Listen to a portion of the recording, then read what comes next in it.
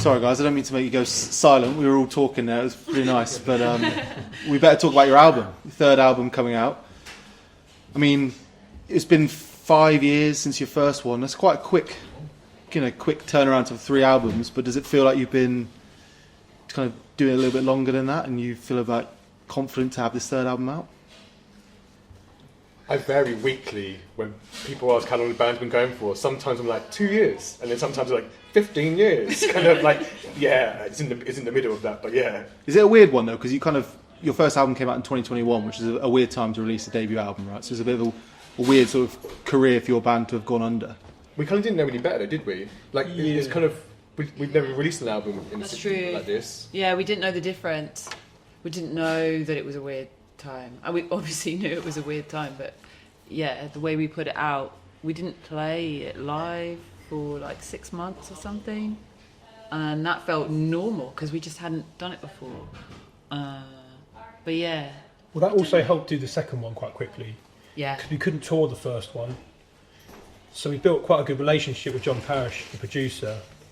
It just felt like there was more there to do, innit? Like literally, like the last couple of days, you're sort of really hitting your stride together, and then you're sort of done. So we realised there's more to do there. So we kind of knew we wanted to do it with John, and we knew what kind of songs we wanted to write. So we literally just started writing straight away, basically. Do you know what I mean? So, yeah.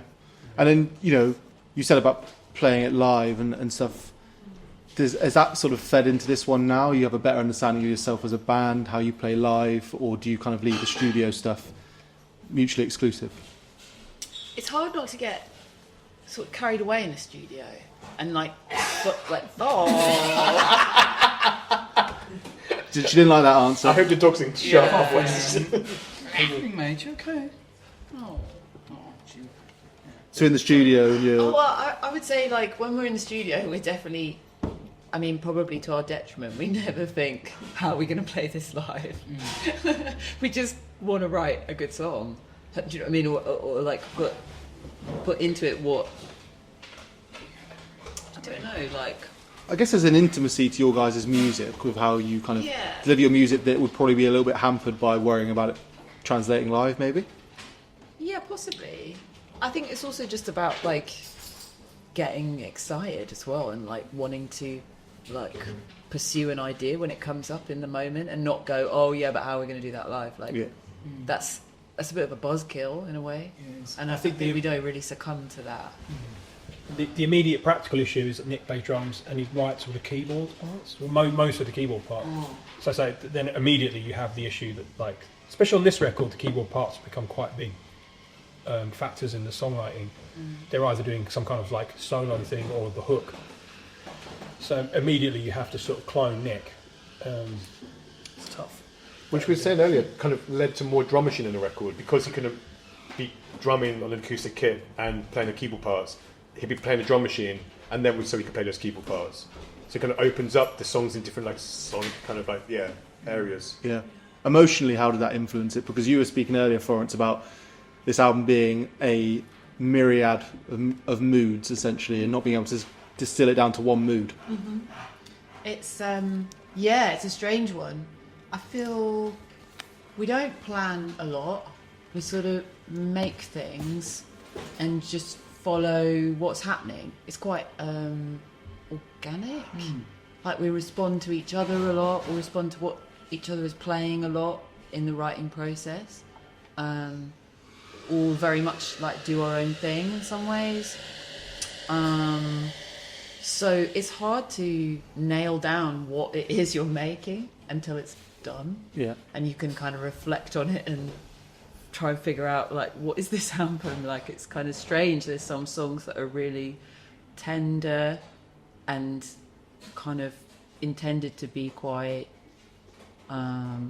moving, I suppose, and then some songs that are sort of like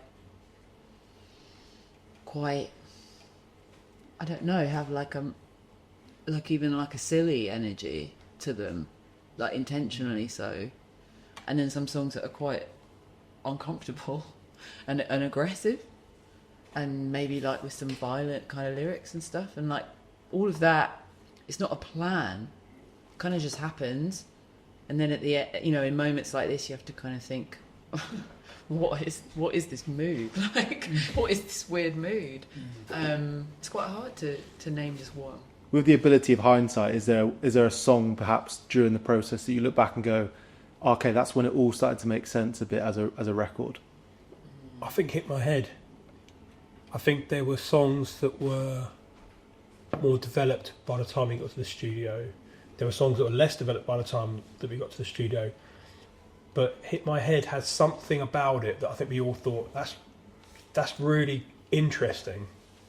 And it's got a load of elements that we like. You seem to have the potential to satisfy, for the first time compared to all our other songs, it seems to satisfy the most amount of things that we all individually like in one song.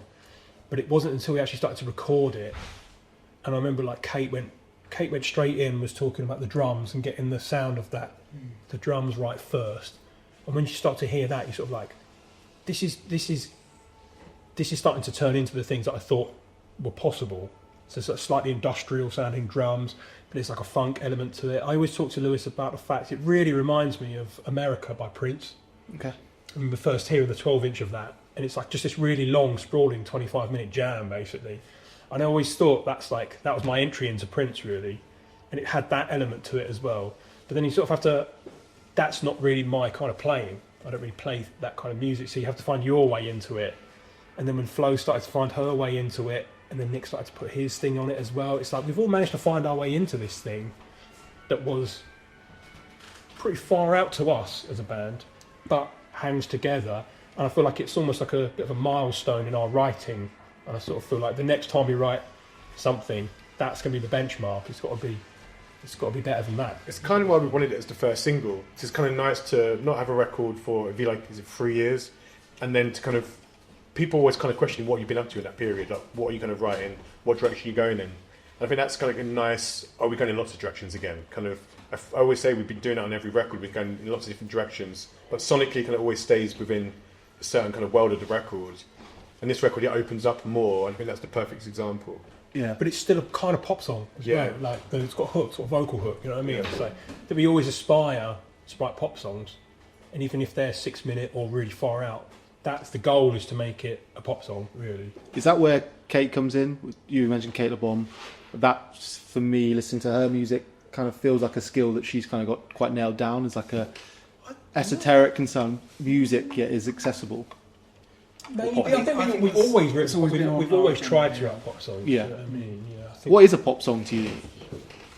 Short. I think, Most of the time it's short.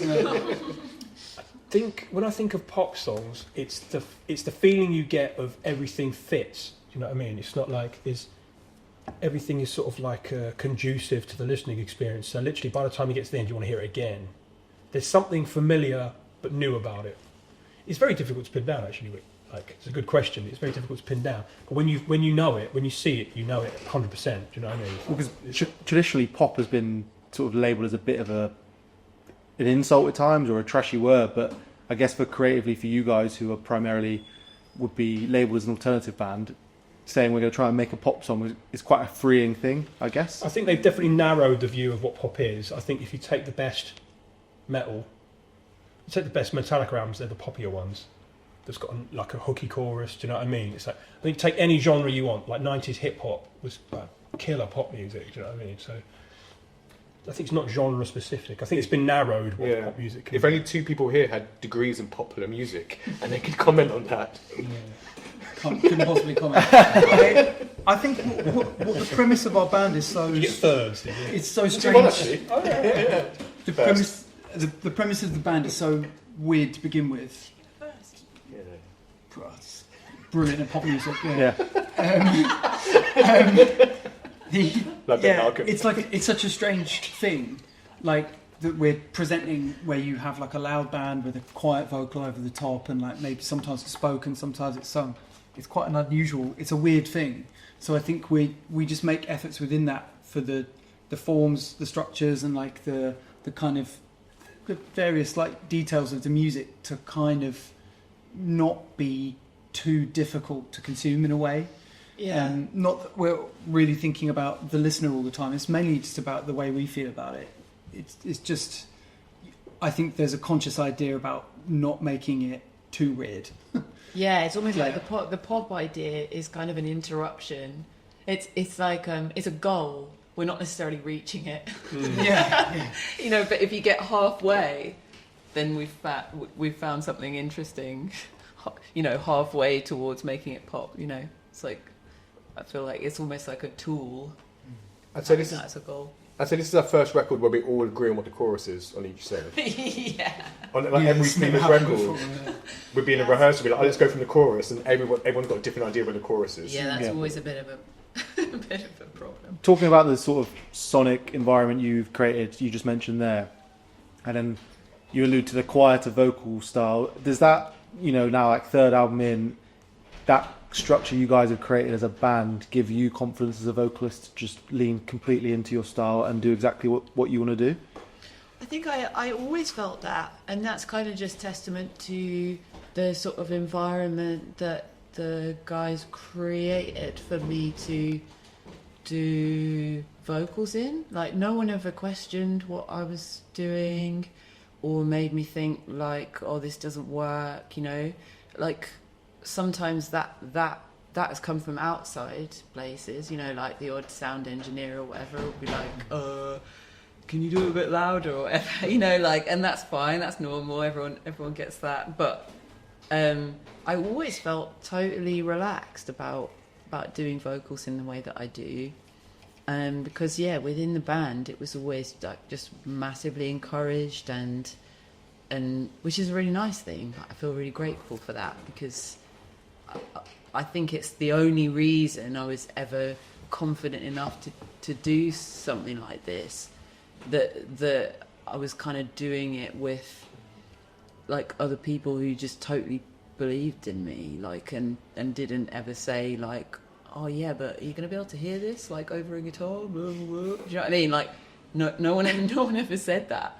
It's other people that think that, and even if it is kind of this weird kind of, at times, like, not really functional in a way, like some rooms it's really hard to get the vocal up, you know, like that's just the nature of acoustics or whatever, like, you know. But I don't know, like, we all kind of just believe in it. It's a cool sound. Well, because you, Tom, in the previous episode, we just still mentioned that one of the things you admire about Florence is just her ability to like deeply engage with art without any sort of filter. Do you feel like that's very present when you guys are making the album? Are you kind of aware of her ability to do that? Yeah. I mean, but she was like that literally from the word go. Yeah. You know what I mean, and that's was part of the interest in asking her to do it, because I knew she'd do that. And I think it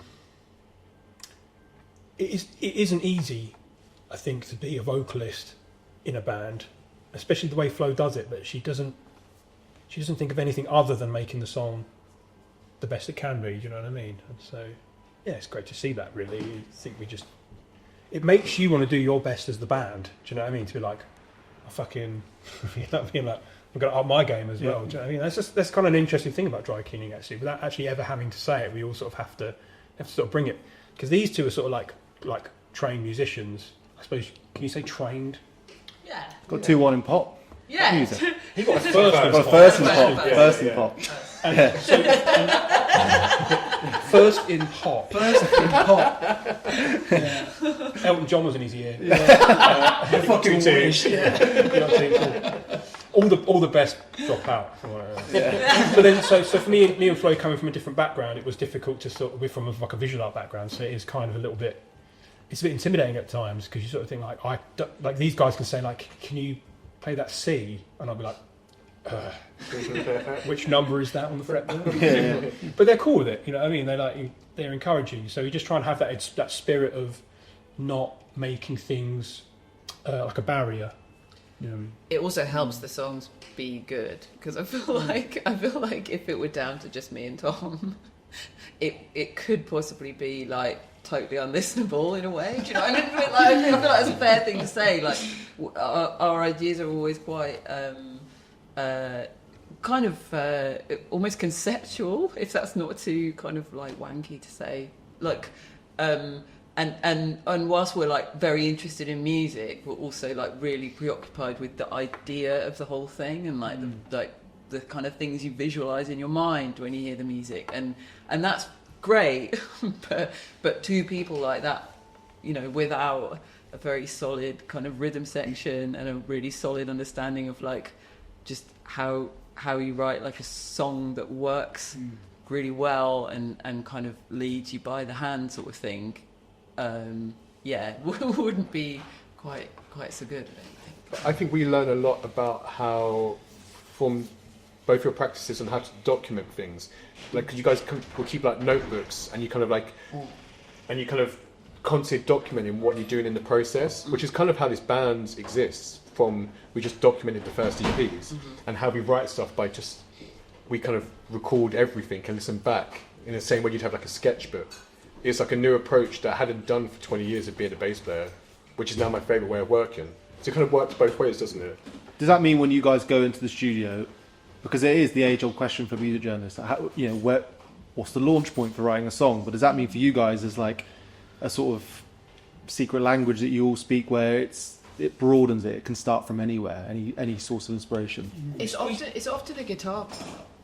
Often the songs start with a guitar part, right? Like a riff or something that turns into a jam, that turns into like a recording on phone. I think this is what I mean about pop music, because you could be interested in loads of like kind of far out esoteric things, but I sort of grew up on pop music. Like my parents listened to the Squeeze and stuff like that, and the Stranglers and stuff. So you're always kind of looking for a hook. Do you know what I mean? So like, I think whenever you bring anything to the band, I can be playing for half an hour when everyone's setting up, jamming away, and no one clicks with anything, and you just have to be like, that's just how it is. You can sometimes bring something to the practice and you're sort of playing it. You never actually say, hey guys, I've got a riff. You just sort of start doing it. But in your head you're playing it thinking this is maybe something I thought was working. This is maybe an idea like that. Yeah. So you start playing it, and if no one else notices, that's a good sign. That's a sign that says it's not a hook, Or I remember we were doing some of the promo stuff around the first album,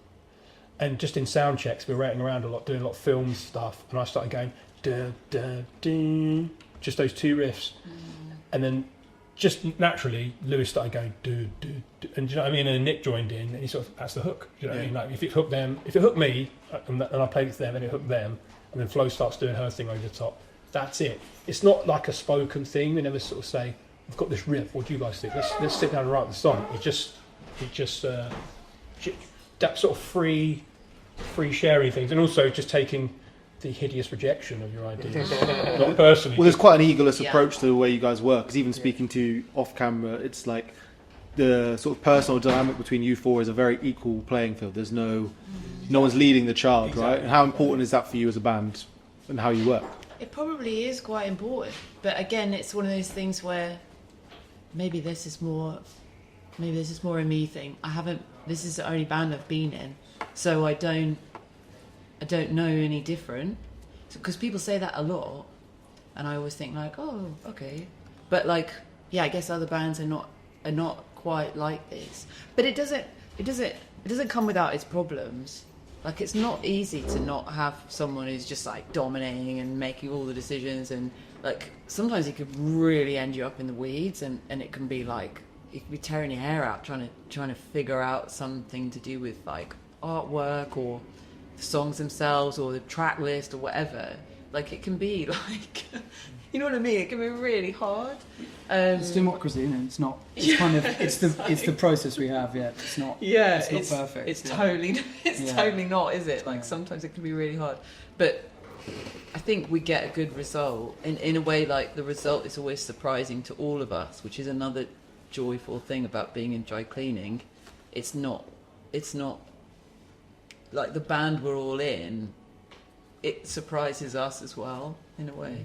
Like, what comes Hopefully out, it's bigger than the sum of its parts. yeah, what comes out the other end. I think from a creative point, it keeps you on your toes as well, because you never know when ideas are going to come from. Yeah. Kind of like hit my head. Like, you had a loop on your laptop that you had with like a keyboard part, and you start playing drums to it, and then you start playing harmonica. Then I start playing bass to that, and then a week or two later you play guitar on top of that. Yeah, you wasn't even there. But then you're saying guitars are you mentioned guitars are primarily the source of where some of your songs come from. Yeah. But then, like, the lead single from this latest album it was the last part to be added onto it, right? That's So true, it's yeah, just The change. it lends to the democratic approach you guys have created. Which is one of the things I liked about Hit My Head. It was different. It was a different challenge for me because it was so. What Lewis was doing was so strong. I was like, "Where's my place in that?" Do you know what I mean? So it's sort of I had to be the one responding, which was a really interesting journey because it started from being like, "That's well out of my comfort zone," to writing something that I thought it works, it fits, but I don't like it, to being like, I love it. You know what I mean? It's like that's a really nice journey to sort of go on. Well, obviously, you've released Hit My Head, so it's a bit of a mission statement for people who are awaiting the album. But is there a track somewhere further down in the track listing that's kind of would maybe class more as an album track that you're excited for people to hear, or has a personal relationship to you? There's loads on the So album. many. Yeah, there's loads I think we're really excited about. I think there's something, I can't remember what it was you asked earlier, but there's something that loops into that and then what Tom was saying just now. I think there's an important idea behind some of the songwriting, which is that patience as well. Because what Tom described just then with you have a jam, you have a little demo phone recording, then we went and made a demo at another studio before we went to France and did it with Cate.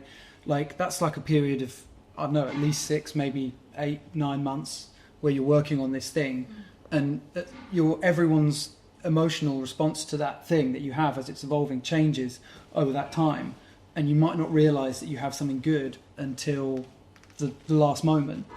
And that's happened with a few. That happened with Cruise Ship Designer, which was the second single. We had this crazy weird demo kicking around for ages, and I think it would have passed all of us by. Like Flo really championed it, and then Cate came in and was like, "This is brilliant. You need to work on it in this way." And then it's something evolves. A week before you're committing it to record, and that's it. And it changes. But yeah, You have to work in different ways, don't you? Sort of, Yeah. if you get stuck in one way of doing everything, so if everything was coming from the guitar first, it would get a bit boring. Do you know what I mean? yeah. And, For instance, that said, the track I think I'm really proud of is "I Need You," which is I knew because we'd written "Leafy" and "Strong Feelings" and "Somber 1 and 2." I knew we had something like that in us, but how to turn it into something more concise and clearer. Like the intention is clearer with "I Need You," and that's down to Cate as well. She knew exactly what to do with that track. But that was definitely one where I wasn't even playing the guitar on that. I think Lewis had I don't even know how that started. I think it was I think it started keyboards. because you brought a keyboard in. You didn't It was have like the a whole guitar day for, where like, it a was couple of only days. Oh yeah, it was right. like a challenge, isn't it? It's like let's Yeah. have no guitar Yeah, today, yeah. sort of thing. So it's like I said, a keyboard, and it's me going down a scale, literally semitones, And then like a dog. And then I didn't know what to play, so I was just rolling my volume pot to something to do, Yeah. and just pressing notes. Oh, yeah. And then that kind of sat on top of it, and then on the final recording, there's bass clarinet kind of doubling that. But just you kind of just open, and there's like just a nice openness to. You kind of just sometimes you're even thinking about what you're doing, and then you kind of just click in, but oh, that actually sounds nice what I'm doing, or that sounds nice what they're doing, and yeah. Yeah, was it laboured at all, that song? Because now that I think about it, like even the vocal, we went to a studio to record some demos, and it was just something that I did based off some very rough kind of notes. Like I had a few things like literally highlighted in blue, like these could be good for this kind of song 6 or whatever it was called at the time. And then I did the vocal over the top, and then it actually just stayed the same as what I did in that moment, because I just thought it sounded great. It's almost like every part to that song kind of came about really quickly and like by accident, or not by accident, I guess. Like a better way of saying it is like it's just almost everyone's first idea. Yeah. And then sometimes that varies, because sometimes that would stick to the finished piece, and sometimes that that would change in the studio. Yeah. So kind of like Let Me Grow. I was kind of like I thought we'd finished the whole thing, which is going to re-record it in the studio. Yeah, we were like, this is perfect. Done. Yeah, it's done. Yeah. And then- Completely done. It was done. But Cate made me do that. But yeah, it was. It was done. I've never done so many bass takes in my life. Done. I did like 32 different bass takes, and Kate was like, "No, not done yet." And then I had to re-record it in a different studio when we got back to London. You feel like leave it alone. It's perfect. I did kind of feel that everyone's like, "It's kind of fine, actually. It's kind of good." Well, besides making you do 30 takes, I was going to ask more broadly what Cate brought to the entire creative process. And Just that, actually. Berating him. I think so, with a band like us, because like you've hit on, there is no leader, there's no main creative force. And I think when we first started the process, we did wonder if we'd need a producer, and we did go to a couple of studios without anyone guiding the ship, and it became very apparent very quickly. Not because there wasn't like the willing to do it, or I think with 4 strong voices, you do need someone needs to captain that ship. Do you know what I mean? And I think once we realised that was definitely what we needed, that was a very positive thing to do. Actually, you sort of think it works. Dry cleaning works as a democracy because there isn't a leader. So in that case, you need a 5th member to be the casting vote. And the great thing about producers is they have a technical. They bring a sort of technical ear to things, and Cate is really, really good at that. She's really good at hearing. She'll be like, "There's some frequencies on that hi-hat I don't like. Can we dial that down?" So she really focuses in on what the sound journey is for a listener. So the listener needs to follow that noise. Then the vocal comes in, and then there were moments where we were doing. She came to London for a week beforehand, and when she worked on the cute things, and she said to you need to make more space on the keyboards for the guitar part. So it's little things like that. Like you don't even. That's beyond you as a player and a writer, because all the parts work. The keyboard part you had worked, but she's thinking about the listener's journey, and that's not always essentially what you're doing when you're writing. You're just trying to write the best line you can. See the big picture. It's hard for you to see the bigger picture. So I think Cate comes in, and she has this idea of what the journey is going to be, which is also a very key skill. Is going to challenge you in the way that Lewis has just described. And Kate's not the kind of person who's like, that's not working. She's the kind of person that lays the challenge at your door and motivates you to go and find the answer. She's not like, do it like this. It's not that kind of like, play the fucking no. It's like it needs. Father Ted, you remember that Father Ted when they do that Eurovision? It's so She's basically saying it needs more. It needs more. Like you need to leaving quite arbitrary. You need to look at. You need to look at again what you've done. Maybe you've sort of like got so far with it, because she's looking at the bigger picture. What you had isn't working for the new vision of it, sort of thing. So you have to relook at what you just did. And she's just really good at, like, I'd say that the way she talks, the language she uses for things is like kind of really, really good for a producer. Like, really gets you. She doesn't talk in this really sort of dry, technical way, even though she's got an ear for that. She sort of holds that. She separates that from you. When she talks to you, she says things like, when we were doing Cruise Ship Designer, she said to me, because I wasn't sure, I was like, what is I don't really see what the goal is with this song. And she said, when I come and see you live, when I imagine myself coming to see you live, it's this song you're playing. And it's like, that's such an interesting way of describing or motivating someone to be like, buy in. This is what I see. So like it gives you sort of like, there's enough vagueness there for you to interpret it and do your thing. She's not like saying, do literally this. That's yeah. So that's it. It's having the overarching picture and being able to motivate everyone to get there. There's no point in her telling you what, or any of us what to do, because she can play all those instruments. I mean, she could do it all. So she's kind of trying to get the best out of you, and your kind of response and your input onto it. Your personality. Yeah, your personality into it. Yeah. So on the eve of it being released now, because we're about to have it released. We're in January. How does it feel now? What do you feel about this album about to be given to the world? What would you want the world to dog's thirsty. Why does he always wants to go down the bar? She really wants to go.